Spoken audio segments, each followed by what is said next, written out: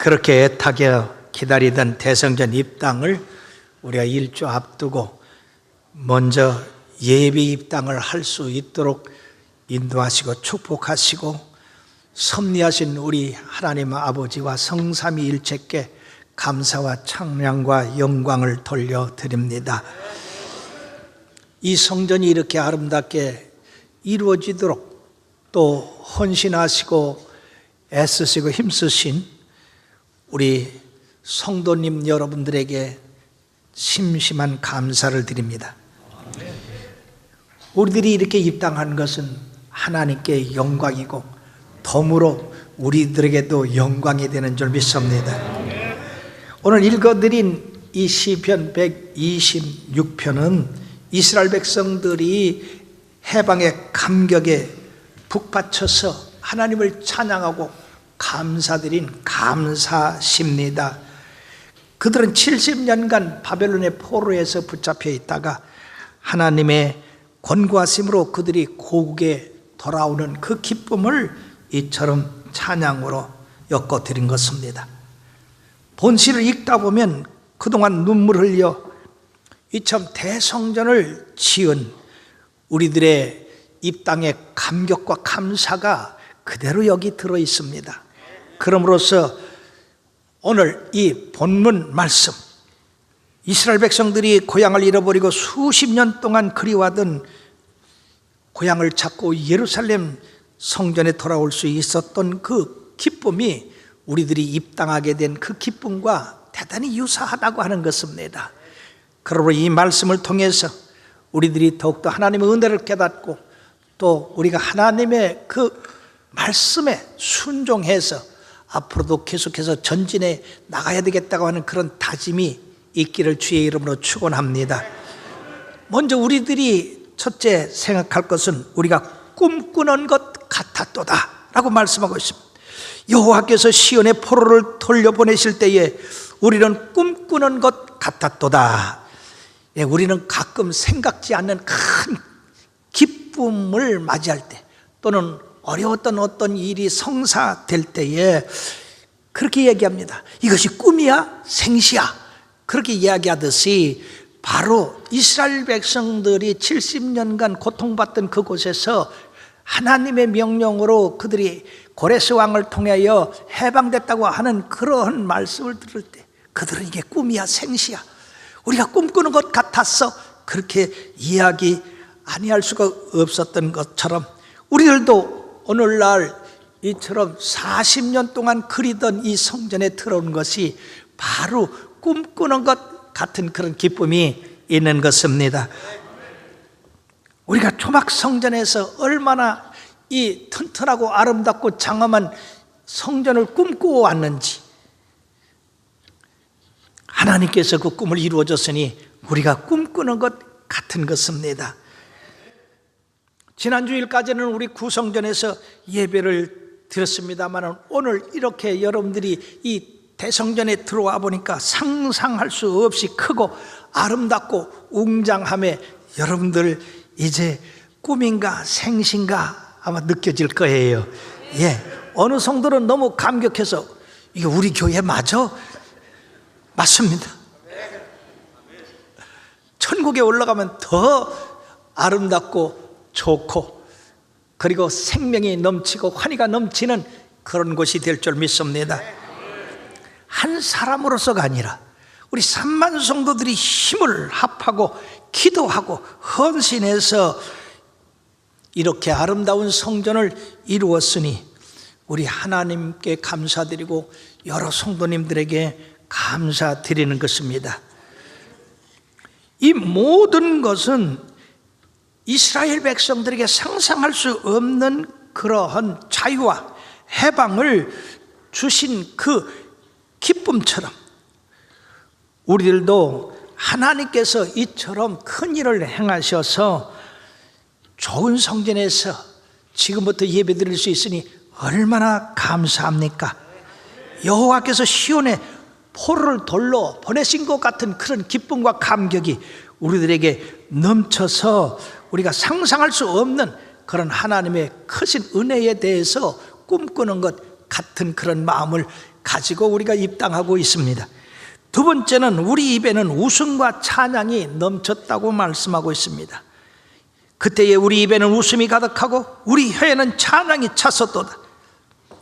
포로 생활에서 해방된 이스라엘 백성의 꿈꾸는 것 같은 감격에 이어서 바로 그 마음에 이루어진 그 표현이 기쁨의 웃음과 그리고 입으로 말할 수 없는 큰 찬양의 소리가 이처럼 울려 나오게 되었다 하는 것입니다. 눈물과 탄식으로 보냈던 그 70년 고통 앞에서 해방과 귀환이라는 경이로운 현실 앞에서 기쁨과 찬양을 아니 들을 수가 없었던 것입니다. 이런 기쁨에서 나오는 웃음과 찬양은 마치 죽음의 사슬에서 벗어나 생명과 자유를 얻은 사람들의 기쁨에 비유할 수가 있는 것입니다. 시편 30편 11절 12절에 보면 주께서 나의 슬픔이 변하여 내게 춤이 되게 하시고 나의 베옷을 벗기고 기쁨으로 띠띠우셨나이다라고 말씀하며 우리 하나님 앞에 영광으로 주를 찬송케 하시미니 여호와 나의 하나님이요 내가 주께 영원히 감사하리라고 말씀했습니다. 사랑하는 여러분들이요, 우리가 그동안 어려운 환경, 부족한 시설, 그리고 좁은 공간에서 예배 드리다가 이렇게 넓고 편리하고 그리고 웅장한 교회에서 예배 드리니 절로 우리의 마음이 기쁘고 우리의 입에 찬양이 넘쳐 나오는 것입니다. 예수 믿는 사람에게는 이런 세상 사람과 다른 그런 기쁨이 있습니다. 예수님께서 요한복음 16장 22절에 뭐라고 말씀하셨느냐? 지금은 너희가 근심하나 내가 다시 너희를 보리니 너희 마음이 기쁠 것이요 너희의 기쁨을 빼앗을 자가 없으라고 그렇게 말씀했는데, 이 말씀은 예수님께서 십자가에 달리실 때는 모든 구원받은 백성들과 특히 제자들이 근심이 되고 두려움이 됐습니다. 특히 십자가에 달려 고난받는 그 예수님을 볼 때 얼마나 절망적이었겠습니까? 그러나 무덤에 장사한 지 3일 만에 주님께서 그 사망 권세 이기시고 부활하셔서 새로운 몸을 입으셨을 때 그것을 보는 제자들의 마음이 얼마나 기뻤겠느냐 하는 것입니다. 자, 그런 기쁨이 잠시만이 아니라 주님께서 하늘에 오르셔서 성령을 그들의 마음 가운데 부어주시니 바로 예수님께서 성령으로 살아계셔 그 마음에 임하시게 되므로 주님을 모신 그 제자들이 기쁨이 한이 없었습니다. 그것은 잠시 잠깐의 기쁨이 아니라 영원한 기쁨입니다. 그러므로 사랑하는 여러분들이요, 우리들에게 두 가지 큰 기쁨이 있는데 그 첫째는 죄로 말미암아 영원히 죽을 수밖에 없는 우리를 위하여 십자가에 고난받으심으로 우리가 그 예수 그리스도의 그 십자가의 보혈을 믿고 내 것으로 삼음으로 우리는 죽음의 심판에서 영원한 생명을 얻게 됐다는 것, 이 얼마나 놀라운 큰 기쁨입니까? 뿐만 아니라 살아계신 우리 주님께서 성령으로 우리들 이 땅에 사는 동안에 영원토록 함께 하시니 이 얼마나 또한 기쁜 일이 아니겠습니까? 그러므로 마태복음 28장 20절에는 뭐라고 말씀하고 계시냐? 내가 너에게 분반 모든 것을 가르쳐 지키게 하라. 볼지어다 내가 세상 끝날까지 너희와 항상 함께 있으리라 하셨습니다. 그러므로 이 자리에 주님의 성령이 임하셔서 주님의 임한 것 같은 그런 기쁨이 우리들에게 충만하기 때문에 어느 누구도 이 기쁨을 빼앗을 자가 없다고 말씀하고 있습니다. 사랑하는 여러분들이여, 그러므로 바울 사도는 이 기쁨을 마음에 가지고 데살로니가전서 5장 16절에서 18절까지 뭐라고 말씀했습니까? 항상 기뻐하라, 쉬지 말고 기도하라, 범사에 감사하라, 이는 그리스도 예수 안에서 너희를 향하신 하나님의 뜻이라. 그렇습니다. 하나님의 뜻, 바로 크리스찬은 웃어야 된다, 기쁨이 충만해야 된다, 항상 감사하는 삶을 살아야 된다고 하는 그 말씀이 여기 나와 있는 것입니다. 그러므로 사랑하는 여러분들이요, 우리는 세상 사람과 구별된 삶을 사는데, 그 구별된 것이 항상 기뻐하고 항상 기도하고 쉬지 말고 감사하는 그런 삶이 세상 사람과 다른 것입니다. 여호와께서 우리들에게 이런 기쁨을 주셨습니다. 세 번째는 여호와께서 우리를 위하여 대사를 행하셨다고 하는 것입니다. 사랑하는 여러분들이요, 이 대성전이 시작되었을 때와 이제 거의 완성을 보게 되어 우리가 입당하게 되니 모든 사람들이 놀라고 놀랍니다. 우리가 성전을 지으면서도 이 성전이 과연 이루어질 것인가? 우리가 그 성전에 들어가 예배 드릴 수 있을까? 그렇게 하다가 이처럼 이루어져서 우리가 오늘 실질적으로 들어와 예배를 드리니 얼마나 놀랍습니까? 참으로 우리 하나님 앞에 영광의 박수를 돌려드립니다. 세상 사람들도요, 우리 지하실 파는데 몇 달 걸렸거든요. 그러니까 저기는 교회 못 짓는가 봐, 시작을 했는데 못 짓는가 봐. 그래도 올라오니까 그 다음에 뭐라고 했습니까? 그래도 그 사람들이 믿질 않아요. 이게 올라가도. 이 성전을 짓는데 바깥에 이제 안전을 위해서 가리막을 쳤지 않습니까? 그 가리막을 쳤을 때 얼마나 형편없었어요. 그러나 가리막을 걷고 나니까 이처럼 아름다운 성전이 탁 나타나니까 지나가는 사람마다 놀라가지고, 와, 놀랍다, 청주에 이런 건물이 있는가, 놀랍다, 그렇게 이야기를 하는데 놀라울 수밖에 없어요. 이 성전 지을 때 건축 허가를 냈더니 그 심사위원 한 24명이 심사를 하고 심사를 잘 못했어요. 왜 그러냐면 청주에서 단일 건물로 이렇게 큰 건물이 이제까지 없었대요. 그러니까 이런 큰 건물을 검사한 일이 없으니까 어떻게 할 것인가 자기들도 놀랐던 것입니다. 사랑하는 여러분들이요, 그러므로서 우리 하나님께서 부족한 우리들을 통해서 이런 놀라운 일을 행하셨으니 이것이 큰일인 줄 믿습니다. 하나님은 하나님의 백성에게 큰 일을 행하셨는데, 특히 이스라엘 백성에게 행하신 그 일을 우리들이 몇 가지 살펴보면, 이스라엘 백성이 지금으로부터 3,400년 전에 애굽에 종살이를 했어요. 400년 동안이나. 근데 하나님께서 그 백성들을 출애굽시켰습니다. 낮에는 구름 기둥, 밤에는 불 기둥으로 그들을 인도하실 뿐 아니라 그들 앞에 가로놓이는 홍해를 마른 땅까지 가르시고 그들을 건너게 하셨습니다. 이것을 뒤따르던 애굽의 병정들은 다 그 홍해 바다에 수장되고 말았습니다. 사랑하는 여러분, 이것이 큰일이 아니고 무엇이겠습니까? 뿐만 아니라 여호수아의 군대가 가나안 땅에 들어가기 전에 요단강을 건너야 되는데 요단강물을 멈추게 하시고 마른 땅으로 건너게 하시며 철벽 여리고성을 무너뜨리고 가나안의 7족속을 무너뜨리고 그 백성들에게 이처럼 젖과 꿀이 흐르는 땅을 주셨으니 이것이 대사가 아니고 무엇이겠습니까? 이스라엘 백성들이 우상을 섬기고 하나님 말씀 어김으로 말미암아 그들이 징계를 받아서 바벨론에 포로 잡혀 70년간 종살이 하고 고통을 당했을 때에 하나님이 그들을 놓아서 고향 예루살렘으로 돌아오게 하며 하나님을 찬양하는 영광을 돌리게 하신 것, 이 얼마나 큰일이 아닐 수가 있겠습니까? 뿐만 아니라 이스라엘 백성들이 그 후에도 잘못해서 하나님의 아들 예수 그리스도를 받아들이지 않음으로 말미암아 그들을 세상 각처로 흩어지게 했습니다. 유대인들이 거의 2000년 동안 나라 없이 각 나라에서 이처럼 떠도는 나그네로 헤맸습니다. 그들은 말할 수 없는 그런 핍박을 받았습니다. 히틀러에게 600만이나 되는 그런 많은 사람들이 학살되기도 했습니다. 그런데 놀랍게도 말해요, 그들이 1948년에 나라를 되찾고 이스라엘이라는 나라를 회복해서 지금 세계를 깜짝 놀라게 하고 있습니다. 세계 인류 역사상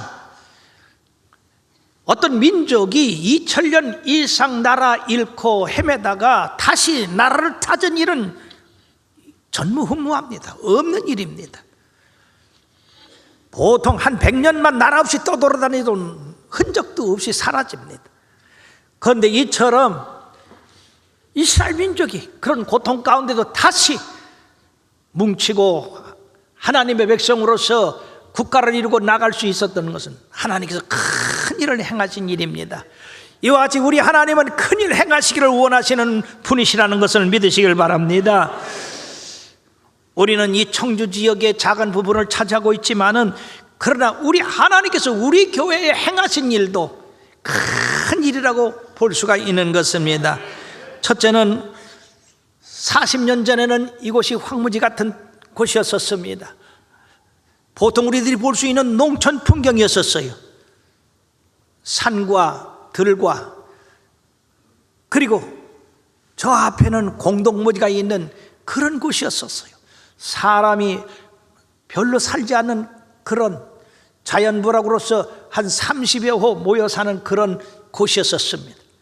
그런데 사랑하는 여러분들이요, 이곳에 하나님의 교회를 세우고 말씀을 전하라고 하는 그 말씀에 순종하였더니 오늘날 이처럼 큰 교회가 이루어졌고 사랑하는 여러분들의 교회가 됐으니 우리 하나님께서 큰 일을 행하신 게 틀림없습니다.